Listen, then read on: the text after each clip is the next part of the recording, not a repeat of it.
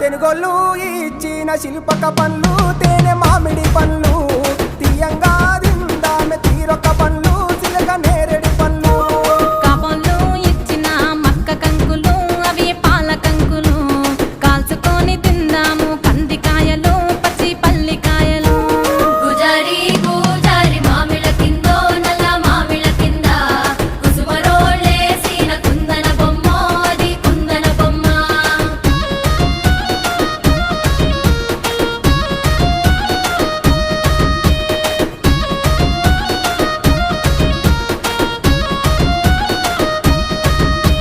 బెస్తోలు పెట్టిన పచ్చి చేపలు అవి వట్టి చేపలు